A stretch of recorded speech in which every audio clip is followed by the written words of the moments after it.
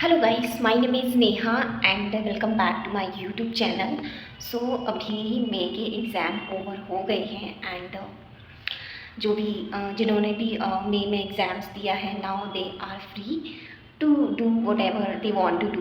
तो इस ब्लॉग में मैं बात करने वाली हूँ सितंबर 2025 के सीए एस्पिरेंट जो अपीयर होंगे उनके लिए। एंड ये ब्लॉग पूरा होने वाला है बिजनेस लॉ, क्योंकि बिजनेस लॉ एक ऐसा सब्जेक्ट है जो कि बिफोर 12th हमने कभी नहीं देखा होता है और मुझे भी इसमें काफ़ी ज़्यादा दिक्कत हुई इसमें कॉन्फिडेंस आने के लिए, क्योंकि बिल्कुल भी कॉन्फिडेंस नहीं आ रहा था स्टार्टिंग में। तो मैंने किस तरीके से मेरी क्या अप्रोच थी, किस तरीके से मैंने पढ़ा, किस तरीके से मैंने क्वालिफाई किया अपना बिजनेस लॉ का पेपर। ओके, उसमें मार्क्स गेन किए, पासिंग मार्क्स गेन किए और इस बार का जो पेपर था वो भी काफ़ी अच्छा था। मैंने मतलब कॉन्फिडेंस है जब भी मैं क्वेश्चन सॉल्व करती हूँ बिजनेस लॉ के, सो एक अच्छा खासा कॉन्फिडेंस होता है और चीज़ें बहुत ईज़िली मेमोराइज भी हो जाती हैं। और कॉन्सेप्ट जो होता है ना उसकी क्लैरिटी मस्ट है, बहुत मस्ट है। लाइक विदाउट कॉन्सेप्ट क्लैरिटी तो हम एक्सपेक्ट भी नहीं कर सकते कि हम आंसर लिख सकते हैं। तो वो जो कॉन्सेप्ट क्लैरिटी है ना, वो मैंने किस तरीके से सीखी है, लर्न की है, that I am going to discuss in this blog. So watch this blog till the end. Okay, so start करते हैं। ओके, सो जो मुझे कॉन्सेप्ट क्लैरिटी हुई है वो जस्ट सिर्फ और सिर्फ आरटीपीस एमटीपीस को सॉल्व करके हुई है। First point. Second point is writing practice. Without writing practice you can't expect कि आप एक रिक्वायर्ड जो बाय द ICAI जो रिक्वायर्ड आंसर होता है वैसा आंसर आप लिख सकते हो। सो अगर आप चाहते हो कि आपका आंसर और आपकी concept clarity day by day increase हो, तब आपको मैक्सिमम 2 MTPs तो within a week solve करनी चाहिए। लिटरली ये आपकी कॉन्फिडेंस को बूस्टअप करेगी एंड आपका जो कॉन्सेप्ट क्लैरिटी है ना वो बढ़ेगी और इवन आपको आंसर लर्न हो जाएंगे कि इस क्वेश्चन का आंसर कैसे लिखना है।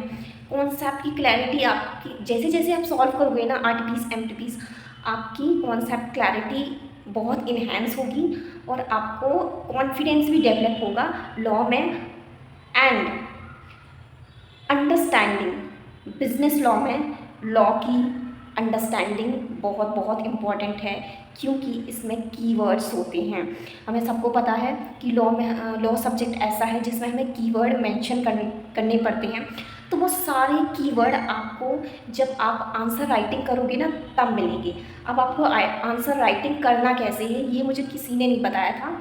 सब बोलते थे जब ये मैं यूट्यूब पर सर्च करती थी ना, तो जैसे आप मेरा वीडियो देख रहे हो सेम ऐसे ही स्टूडेंट सीए एस्पिरेंट जो सीए फाउंडेशन के थे वो जस्ट बोलते थे कि राइटिंग प्रैक्टिस की, हमने क्वेश्चन पेपर सॉल्व किया प्रीवियस वाला, बट बताते नहीं थे कि किस तरीके से उन्होंने राइटिंग प्रैक्टिस की, क्या उनकी अप्रोच थी।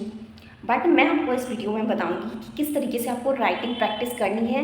क्योंकि जब राइटिंग प्रैक्टिस करने बैठते हैं, सपोज़ हमने कोई भी आरटीपी उठाई, उसके क्वेश्चंस देखे और स्टार्ट करना, राइटिंग स्टार्ट की, ऐसे नहीं होगा। अगर ऐसे करने बैठोगे ना तो आपका कॉन्फिडेंस ऊपर जाने की बजाय नीचे जाएगा, तो ऐसे बिल्कुल भी मत करना। आप राइटिंग प्रैक्टिस यूट्यूब चैनल से करोगे, जो अभी सीए विश्वास करके नया एक चैनल है, आई थिंक 1 साल से ज़्यादा ही टाइम हो गया है। वहाँ पे जो गुरप्रीत सर हैं उन्होंने राइटिंग प्रैक्टिस करवा रखी है। आप जाओ उनकी वीडियोस देखो और वहाँ से अपनी राइटिंग प्रैक्टिस स्टार्ट करो। वीक में 2 से, जैसे मैंने बताया, लाइक 2 टाइम्स तो राइटिंग प्रैक्टिस कर ही लेना। सो उनके जितने भी वीडियोस हैं ना, मैक्सिमम 2 से 3 वीडियोस आप, क्योंकि अभी काफ़ी टाइम है सितंबर में और आपको और भी सब्जेक्ट में स्कोर करना है। सो मैक्सिमम 1 और 2 वीडियोस तो राइटिंग प्रैक्टिस की आप देख डालो, उससे बहुत हेल्प होगी। भाई गॉड, सच में लिटरली बता रही हूँ, बहुत बहुत हेल्प हो जाएगी। आपको लॉ सब्जेक्ट ना पढ़ना बहुत इजी लगने लगेगा, आपको कीवर्ड समझ में आने लगेंगे कि कौन कौन से कीवर्ड्स होते हैं आंसर में, किस तरीके से आंसर को फ्रेम करना है, ये भी आप राइटिंग प्रैक्टिस में सीख जाओगे।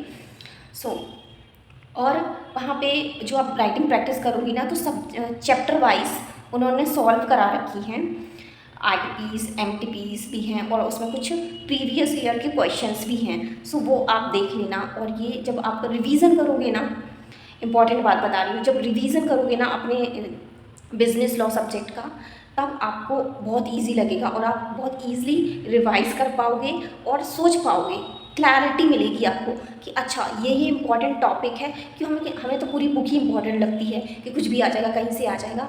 बट जब आपको माइंड में क्लैरिटी आने लगेगी, कब आएगी? जब आप ये आरटीपीस एमटीपीस सॉल्व करोगे through the YouTube channel. Okay, so understanding होना बहुत बहुत बहुत इंपॉर्टेंट है। और ये अंडरस्टैंडिंग आपको कहाँ से मिलेगी? राइटिंग प्रैक्टिस से। खुद से नहीं करनी है, जैसे मैंने बताया उसको फॉलो करना। और अगर आपको हेल्प मिलती है प्लीज़ कमेंट करना, सब्सक्राइब करना एंड लाइक करना। ओके, सो बाय।